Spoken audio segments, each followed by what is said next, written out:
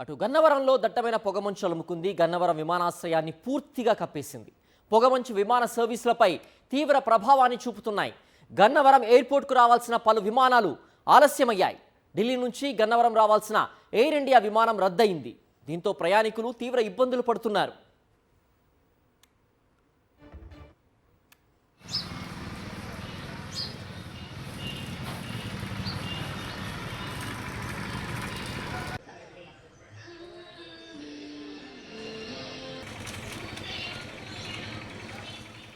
గన్నవరంలో దట్టమైన పొగమంచు అలుముకుంది. గన్నవరం విమానాశ్రయాన్ని పూర్తిగా కప్పేసింది.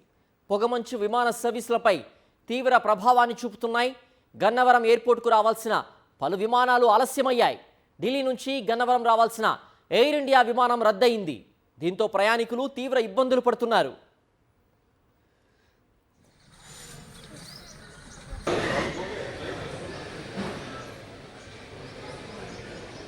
తెలంగాణపై చలి పంజా విసురుతోంది. రోజు రోజుకి ఉష్ణోగ్రతలు పడిపోతున్నాయి.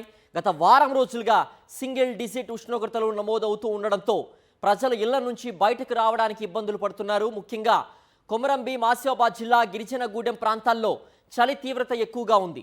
ఉదయం 9 దాటినా మంచు ప్రభావం పోవడం లేదంటున్నారు గిరిజనులు. అత్యల్ప ఉష్ణోగ్రతలు నమోదవుతున్న ఆసిఫాబాద్, ఆదిలాబాద్, మంచిర్యాల జిల్లాలకు ఎల్లో అలర్ట్ జారీ చేశారు అధికారులు.